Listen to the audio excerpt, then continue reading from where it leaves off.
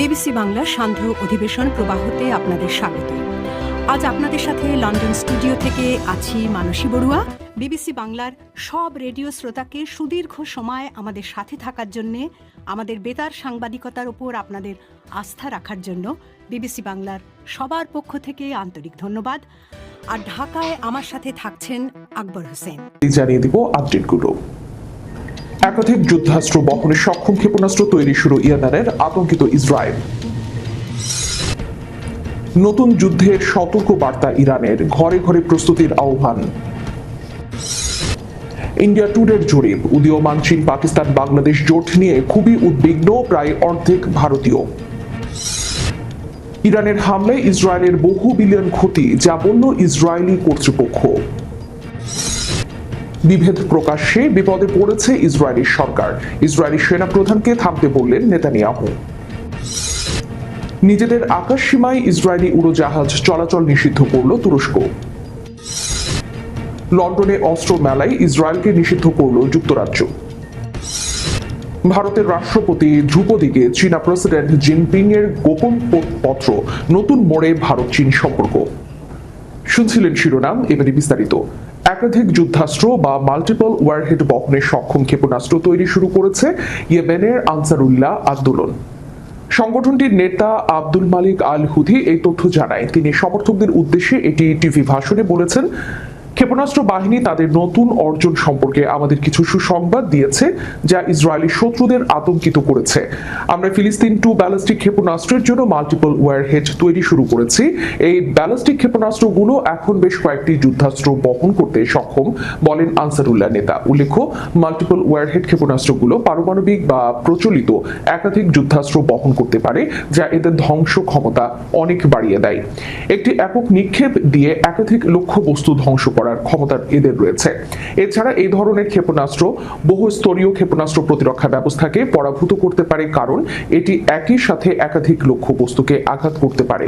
2023 সালে গাজা উপত্যকায় ফিলিস্তিনি ইসরায়েলি সংঘাত বৃদ্ধির পর আনসারুল্লাহ সতর্ক করেছে যে তারা ইসরায়েলি ভূখণ্ডে হামলা চালাবে এবং ইহুদি রাষ্ট্রের সাথে যুদ্ধ জাহাজগুলিকে লোহিত সাগর এবং বাব আল মানদিব প্রণালী দিয়ে যেতে বাধ্য দেবে। 2023 সালে গাজা উপত্যকায় ফিলিস্তিনি ইসরায়েলি সংঘাত বৃদ্ধির পর আনসারুল্লাহ সতর্ক করেছে যে তারা ইসরায়েলি ভূখণ্ডে হামলা চালাবে এবং ইহুদি রাষ্ট্রের সাথে যুদ্ধ জাহাজগুলিকে লোহিত সাগর এবং বাব আল মানদেব প্রণালী দিয়ে যেতে বাধা দেবে। তেল আবিব যুদ্ধবিধ্বস্ত গাজায় হামাসের বিরুদ্ধে সামরিক আগ্রাসন বন্ধ না করা পর্যন্ত এই হামলা অব্যাহত রাখার ঘোষণা দিয়েছে সংগঠনটি। নতুন যুদ্ধের সতর্ক বার্তা ইরানের, ঘরে ঘরে প্রস্তুতির আহ্বান। আবারও যুদ্ধ শুরু হওয়ার আশঙ্কার কথা জানিয়েছেন ইরানের স্পিকার মোহাম্মদ বাঘের গালিবাফ। এই জন্য তিনি দেশকে ভেতর থেকে আরো শক্তিশালী করার আহ্বান জানায়। তেহরানে এক বক্তব্যে তিনি বলেন, যুক্তরাষ্ট্র, ইসরায়েল, ন্যাটো ও কিছু আঞ্চলিক দেশের সামরিক সক্ষমতা ইরানের বিরুদ্ধে ব্যবহার হচ্ছে। ট্রাম্পের প্রথম মেয়াদে আঞ্চলিক আকাশ প্রতিরক্ষা ব্যবস্থা একীভূত করা হয়েছিল, যা এখন ইরানের ক্ষেপণাস্ত্রের বিরুদ্ধে কাজে লাগানো হচ্ছে।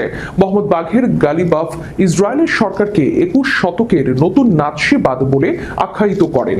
সাম্প্রতিক 12 দিনের যুদ্ধে ইরানের দুর্বলতা খুঁজে বের করে তা ঠিক করা হয়েছে আর শক্তিগুলো আরো জোরদার করা হয়েছে বলে জানান তিনি। গালিবাফ বলেন, ইরানি জনগণের ঐক্য ও সেনাবাহিনীর প্রতি সমর্থন দেশের ভেতরে অস্থিতিশীলতা তৈরি করার সব প্রচেষ্টা ব্যর্থ করেছে। এদিকে ইন্ডিয়া টুডের জরিপ, উদীয়মান চীন পাকিস্তান বাংলাদেশ জোট নিয়ে খুবই উদ্বিগ্ন প্রায় অর্ধেক ভারতীয়। সাম্প্রতিক ইন্ডিয়া টুডে সিভোটাই মুভ অফ দ্য ন্যাশন জরিপে দেখা গেছে, উদীয়মান চীন পাকিস্তান বাংলাদেশ জোট ভারতীয়দের জন্য একটি বড় উদ্বেগের কারণ হয়ে উঠেছে, যেখানে প্রায় অর্ধেক উত্তরদাতা গুরুতর উদ্বেগ প্রকাশ করেছেন। জরিপ অনুযায়ী 48% উত্তরদাতা এই বিষয়টি নিয়ে খুব উদ্বিগ্ন বলে জানিয়েছেন এবং 24% কিছুটা উদ্বিগ্ন বলে উল্লেখ করেছেন। মাত্র 20% মনে করেন পরিস্থিতি উদ্বেগজনক নয়। ইন্ডিয়া টুডে সিজেটার MLTN জরিপটি 1 জুলাই থেকে 14 আগস্ট 2025 মধ্যে পরিচালিত হয়, যেখানে সমস্ত লোকসভা কেন্দ্রের 54,788 জন ব্যক্তির উপর সমীক্ষা চালানো হয়। এছাড়াও সিভোটারের নিয়মিত ট্র্যাকার ডেটা থেকে আরো 1,52,038টি সাক্ষাৎকার বিশ্লেষণ করা হয়েছে। সুতরাং এই MOTN প্রতিবেদনের জন্য মোট 2,06,806 26 জন উত্তরদাতার মতামত বিবেচনা করা হয়েছে। চীনকে এখনও প্রধানত নিরাপত্তার দিক থেকে দেখা হয়। 57% উত্তরদাতা সীমান্ত নিরাপত্তা জোরদার করাকে শীর্ষ অগ্রাধিকার হিসেবে চিহ্নিত করেছেন, যা ফেব্রুয়ারি 2025-এর MOTN জরিপের 53.3% থেকে বেড়েছে। এর তুলনায় বাণিজ্য 22% এবং কূটনীতি 17% অনেক কম গুরুত্ব পেয়েছে, যেখানে ফেব্রুয়ারি 2025-এর MOTN জরিপে কূটনৈতিক সম্পর্কের প্রতি সমর্থন ছিল 23%। জরিপে NTA সরকারের পররাষ্ট্রনীতির উপর জনমত যাচাই করা হয়েছে। আগস্টের MOTN জরিপে 67% বলেছেন যে সরকার ভারতের বৈশ্বিক অবস্থানকে শক্তিশালী করেছে, যেখানে 27% দ্বিমত পোষণ করেন। এটি ফেব্রুয়ারি 2025-এর তুলনায় হ্রাস পেয়েছে, যখন 73% মনে করেছিলেন যে ভারতের অবস্থান উন্নত হয়েছে এবং 25% এতে একমত ছিলেন না। ইসরায়েলি কর্মকর্তারা নিশ্চিত করেছেন সাম্প্রতিক 12 দিনের যুদ্ধে ইরানের পাল্টা হামলায় তাদের কয়েক বিলিয়ন শেকেলের ক্ষতির মুখে পড়েছে। এই সময় রেকর্ড 53,599টি ক্ষতিপূরণের দাবি দাখিল হয়েছে। ইসরায়েল ট্যাক্স অথরিটি জানায় ইরানের হামলায় ক্ষতির পরিমাণ অভূতপূর্ব। এ পর্যন্ত প্রায় 4 বিলিয়ন নিউ ইসরায়েলি শেকেল সরাসরি ক্ষতি হয়েছে বলে ধারণা করা হয়। তবে ব্যবসায়িক স্থবিরতা এবং অন্যান্য পরোক্ষ ক্ষতি যুক্ত করলে ক্ষতির পরিমাণ কয়েক বিলিয়ন শেকেল ছাড়িয়ে যাবে। ট্যাক্স অথরিটি মহাপরিচালক শাই আহরনজিব জানান, সরাসরি ক্ষতির পরিমাণে বর্তমানে 4 বিলিয়ন শেকেলের কম নয়। পরোক্ষ ক্ষতির হিসাব এখনো বাকি রয়েছে। এখন পর্যন্ত 1.6 বিলিয়ন শেকেল ক্ষতিপূরণ হিসেবে দেওয়া হয়েছে। প্রতিবেদনে আরো বলা হয়, ইরানি হামলায় বিশেষভাবে ক্ষতিগ্রস্ত হয়েছে ওয়াইজম্যান ইনস্টিটিউট অফ সায়েন্স, যার সাথে ঘনিষ্ঠ সম্পর্ক রয়েছে ইসরায়েলি গোয়েন্দা সংস্থা মোসাদের। এছাড়া বহু ব্যবসা প্রতিষ্ঠান দীর্ঘমেয়াদী অচলাবস্থায় পড়েছে। গত 13 জুন ইসরায়েল বিনা উস্কানিতে ইরানের উপর সামরিক হামলা চালায়। ওই আগ্রাসন ঘিরে টানা 12 দিনের যুদ্ধে অন্তত 1064 ইরানি নিহত হয়েছেন, যাদের মধ্যে ছিলেন সামরিক কমান্ডার, পারমাণবিক বিজ্ঞানী ও সাধারণ নাগরিকরা। এই যুদ্ধে যুক্তরাষ্ট্র সরাসরি অংশ নেয় এবং ইরানের 3টি পারমাণবিক স্থাপনায় বোমা বর্ষণ করে। প্রতি উত্তরে ইরানের সশস্ত্র বাহিনী দখলকৃত ফিলিস্তিনি ভূখণ্ডে কৌশলগত স্থাপনা এবং কাতারের আল উদেইদ মার্কিন সামরিক ঘাঁটি লক্ষ্য করে হামলা চালায়। ইসরায়েলের প্রধানমন্ত্রী বেনিয়ামিন নেতানিয়াহু খুব দ্রুত গাজার পূর্ণ নিয়ন্ত্রণ নিতে মরিয়া। তবে এর বিরোধী দেশটির সেনাপ্রধান chief of staff lieutenant general ইয়ার আমিরের মুখ বন্ধ রাখতে পারছেন না। দুজনের এমন বিভেদ প্রকাশ্যে আসায় বিপদে পড়েছে ইসরায়েলি সরকার। বিশেষ করে গাজা পুরোপুরি দখলের অভিযান নিয়ে প্রকাশ্যে দ্বন্দ্বে জড়ানো রাজনৈতিক অঙ্গনে নেতানিয়াহুর অবস্থান দুর্বল করেছে। এমত অবস্থায় জামিরকে তার বিরুদ্ধে মিডিয়ার ব্রিফ না করতে আহ্বান জানিয়েছেন ইসরায়েলি প্রধানমন্ত্রী, কারণ তা করা হলে জিম্মিদের ফিরিয়ে আনার আলোচনা ফলপ্রসূ হচ্ছে না বলেও অভিযোগ নেতানিয়াহুর। নেতানিয়াহু পুরো গাজা দখল করতে চাইলেও তাতে আপত্তি আছে জামিরের, বরং তিনি জিম্মি চুক্তি মেনে নেতানিয়াহুকে চাপ দিচ্ছেন। এর বাইরে মিডিয়া ব্রিফিং এর সুযোগ পেলেই একে অপরের বিরুদ্ধে বিষাদাগার করছেন নেতানিয়াহু জামির। রাজনৈতিক সরকারের সঙ্গে সামরিক নেতৃত্বের এমন দ্বন্দ্বের পর নেতানিয়াহু জামির মঙ্গলবার বৈঠক করেন। সেখানে জামিরের কাছে আহ্বান জানান নেতানিয়াহু যে যেন তিনি মিডিয়ার তার বিরুদ্ধে কিছু না বলেন। তবে এই বৈঠকের পরও দুজনের মধ্যে সমস্যার সমাধান হয়নি বলে জানিয়েছে বিভিন্ন সূত্র। নিজেদের আকাশ সীমায় ইসরায়েলের সরকারি এবং সামরিক উড়োজাহাজ চলাচল নিষিদ্ধ ঘোষণা করেছে তুরস্ক। তুর্কি পররাষ্ট্রমন্ত্রী হাকান ফিদান শুক্রবার পার্লামেন্টে গাজা ইস্যুতে এক বক্তব্যে এই ঘোষণা দেন। গাজায় ইসরায়েলের বর্বরতা, জেরুজালেমের আল আকসা মসজিদে উস্কানি এবং অধিকৃত পশ্চিম তীরে ইসরায়েলি বসতি স্থাপনকারীদের সহিংসতার জবাবে এই পদক্ষেপ নেওয়া হয়েছে বলে জানান ফিদান। তিনি ইসলামী দেশগুলোকে ইসরায়েলকে জাতিসংঘ সাধারণ পরিষদের সভা এবং কার্যক্রম থেকে সামরিক বরখাস্ত করার জন্য চাপ সৃষ্টির আহ্বান জানান। তিনি বলেন, আমাদের ফিলিস্তিনের স্বীকৃতিকে টিকিয়ে রাখা এবং প্রসারিত করার প্রচেষ্টা একত্রিত করতে হবে এবং ফিলিস্তিনকে জাতিসংঘে পূর্ণাঙ্গ সদস্য পদ দেওয়ার উদ্যোগ নিতে হবে। পাশাপাশি আমাদের বিবেচনা করতে হবে ইসরায়েলকে সাধারণ পরিষদের কার্যক্রম থেকে বরখাস্ত করার বিষয়টিও।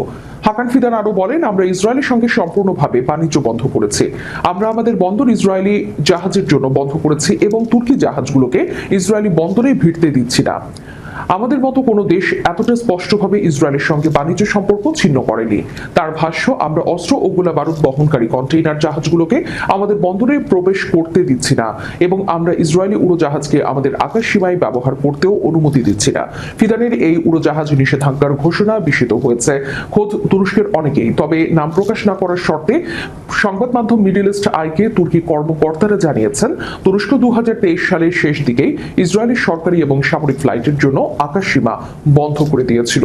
বিষয়টির সঙ্গে পরিচিত আরেকটি তুর্কি সূত্র জানায়, ইসরায়েলগামী আন্তর্জাতিক বাণিজ্যিক উড়োজাহাজগুলো এখনো তুরস্কের আকাশ সীমা ব্যবহার করতে পারবে। ইসরায়েলি এবং তুর্কি গণমাধ্যমে প্রকাশিত কিছু প্রতিবেদনের বিপরীতে এই সূত্রটি জানায়, দীর্ঘদিন ধরে ইসরায়েলের সরকারি, সামরিক ও ব্যক্তিগত উড়োজাহাজকে তুরস্কের আকাশ সীমা ব্যবহার করতে নিষিদ্ধ করা হয়েছে, তবে বিদেশি বাণিজ্যিক উড়োজাহাজের জন্য কোনো নতুন নিষেধাজ্ঞা দেওয়া হয়নি। গাজায় যুদ্ধ নিয়ে টানাপোড়েনের জেরে আগামী মাসে লন্ডনে অনুষ্ঠিতব্য বৃহৎ অস্ত্র প্রদর্শনীতে ইসরায়েলের সরকারি প্রতিনিধিদের অংশগ্রহণ নিষিদ্ধ করেছে যুক্তরাজ্য। শুক্রবার ব্রিটিশ প্রতিরক্ষা মন্ত্রণালয় জানায়, আমরা নিশ্চিত করতে পারি যে কোনো ইসরায়েলি সরকারি প্রতিনিধি দলকে DSEI UK 2025-এ আমন্ত্রণ জানানো হবে না। প্রতি 2 বছর অন্তর আয়োজিত এই প্রদর্শনীটি বিশ্বের অন্যতম বৃহত্তর অস্ত্র বাণিজ্য মেলা, যা চলবে 9 থেকে 12 সেপ্টেম্বর পর্যন্ত। এর আগে ইসরায়েলের বিরুদ্ধে সামরিক রপ্তানি লাইসেন্স স্থগিত করে মুক্ত বাণিজ্য আলোচনায় বিরতি এবং গাজায় হামলার কারণে দেশটির 2 জন অতি ডানপন্থী মন্ত্রীর উপর নিষেধাজ্ঞা জারি করেছে যুক্তরাজ্য। ব্রিটিশ সরকারের বিবৃতিতে বলা হয়, গাজায় সামরিক অভিযান আরও জোরদার করায় ইসরায়েলি সরকারের সিদ্ধান্ত ভুল। এখনই যুদ্ধ বন্ধ করতে কূটনৈতিক সমাধান দরকার। তাৎক্ষণিক যুদ্ধবিরতি, বন্দীদের মুক্তি এবং গাজার মানুষের জন্য মানবিক সহায়তা বাড়ানো। তবে ইসরায়েলি প্রতিরক্ষা কোম্পানিগুলো সরকারি উপস্থিতি বা প্যাভিলিয়ন ছাড়া বেসরকারিভাবে প্রদর্শনীতে অংশ নিতে পারবে। যুক্তরাজ্যের এমন সিদ্ধান্তে ক্ষুব্ধ প্রতিক্রিয়া জানিয়েছে ইসরায়েলি প্রতিরক্ষা মন্ত্রণালয়। তারা একে ইচ্ছাকৃত এবং দুঃখজনক বৈষম্যমূলক পদক্ষেপ বলে উল্লেখ করে এবং পুরোপুরি প্রদর্শনী থেকে সরে দাঁড়ানোর ঘোষণা দেয়। ইসরায়েলি গণমাধ্যমের খবরে বলা হয়েছে, ব্রিটেন জানিয়েছে যে যদি ইসরায়েল দখলকৃত ফিলিস্তিনি ভূখণ্ডে আন্তর্জাতিক আইন মেনে চলার প্রতিশ্রুতি দেয়, তবে এই নিষেধাজ্ঞা প্রত্যাহার করা হতে পারে। আমেরিকার প্রেসিডেন্ট ডোনাল্ড ট্রাম্পের বাণিজ্য যুদ্ধই ভারতের সঙ্গে চীনের সম্পর্ক ঘনিষ্ঠ হওয়ার কারণ হয়ে দাঁড়াচ্ছে। ব্লুমবার্গের এক প্রতিবেদনে দাবি করা হয়েছে, চীনের প্রেসিডেন্ট শি জিনপিং ভারতের রাষ্ট্রপতি দ্রৌপদী মুর্মুকে একটি ব্যক্তিগত চিঠি পাঠান, যা ভারতের সঙ্গে সম্পর্ক পুনর্গঠনের পরীক্ষামূলক পদক্ষেপ ছিল। প্রতিবেদনে এক ভারতীয় সরকারি কর্মকর্তাকে উদ্ধৃত করে বলা হয়েছে, শি জিনপিং এর সেই বার্তা দ্রুত পৌঁছে দেওয়া হয় প্রধানমন্ত্রী নরেন্দ্র মোদীর কাছে। চিঠিতে শি আমেরিকা ভারত সম্ভাব্য চুক্তি নিয়ে উদ্বেগ প্রকাশ করেন, যা বেইজিং এর স্বার্থের ক্ষতি করতে পারে। একই সঙ্গে তিনি একজন প্রাদেশিক নেতার নামও উল্লেখ করেন, যিনি চীনের তরফে এই উদ্যোগকে নেতৃত্ব দেবেন। ভারতীয় কূটনৈতিক মহল সূত্রে জানা যায়, এই বছরের জুন মাস থেকেই নয়াদিল্লি চীনা প্রস্তাবকে গুরুত্ব দিতে শুরু করে। তখনই ট্রাম্প প্রশাসন ভারতের উপরও নতুন শুল্ক আরোপের হুমকি দিয়েছিল। একই সময় ট্রাম্প দাবি করেন, কাশ্মীরের পেহেলগ্রামে সন্ত্রাসী হামলার পর ভারত পাকিস্তানের মধ্যে যুদ্ধবিরতি নাকি তারই মধ্যস্থতায় হয়েছে। ট্রাম্পের এই চাপের ফলে দিল্লি এবং বেইজিং উভয় সিদ্ধান্ত নেয় 2020 সালের সীমান্ত সংঘাতের অধ্যায় পেরিয়ে এসে দ্বিপাক্ষিক সম্পর্ক নতুনভাবে সাজানোর। তারপর থেকেই দেখা যাচ্ছে ইতিবাচক পরিবর্তন। শিগগিরই ভারত চীন সরাসরি যাত্রীবাহী বিমান পরিষেবা চালু হবে। চীন ভারতের জন্য ইউডিআর রপ্তানি শিথিল করেছে। অন্যদিকে ভারতও কয়েক বছর পর চীনা নাগরিকদের জন্য পর্যটক ভিসা পুনরায় চালু করেছে। যে শুল্ক নীতি দিয়ে ট্রাম্প বেইজিং ও দিল্লিকে এক ঘরে করতে চেয়েছিলেন, সেটাই উল্টো 2 এশীয় দেশকে কাছাকাছি এনেছে। চীনের পররাষ্ট্র মন্ত্রণালয় মার্চ মাসে দিল্লিকে আহ্বান জানিয়েছিল আধিপত্যবাদ ও শক্তির রাজনীতির বিরুদ্ধে একসঙ্গে দাঁড়াতে। শি তখন বলেন, হাতি আর ড্রাগনের একসঙ্গে নাচাই একমাত্র সঠিক পথ। জুলাইয়ে চীনা সংবাদপত্র গ্লোবাল টাইমস তো আরো এক ধাপ এগিয়ে লিখেছিল, এশিয়ার 2 বৃহৎ শক্তির একসঙ্গে নাচ এখন জরুরি। শেষ করার পূর্বে সংবাদ শিরোনামগুলো জানিয়ে দিব আরো একবার। একাধিক যুদ্ধাস্ত্র বহনে সক্ষম ক্ষেপণাস্ত্র তৈরি শুরু ইরানের, আতঙ্কিত ইসরায়েল। নতুন যুদ্ধের সতর্ক বার্তা ইরানের, ঘরে ঘরে প্রস্তুতির আহ্বান। ইন্ডিয়া টুডের জরিপ, উদীয়মান চীন, পাকিস্তান, বাংলাদেশ জোট নিয়ে খুবই উদ্বিগ্ন প্রায় অর্ধেক ভারতীয়। ইরানের হামলায় ইসরায়েলের বহু বিলিয়ন ক্ষতি, যা বলল ইসরায়েলি কর্তৃপক্ষ। বিভেদ প্রকাশ্যে, বিপদে পড়েছে ইসরায়েলি সরকার, ইসরায়েলি সেনা প্রধানকে থামতে বললেন নেতানিয়াহু। নিজেদের আকাশ সীমায় ইসরায়েলি উড়োজাহাজ চলাচল নিষিদ্ধ করল তুরস্ক। লন্ডনে অস্ত্র মেলায় ইসরায়েলকে নিষিদ্ধ করল যুক্তরাজ্য।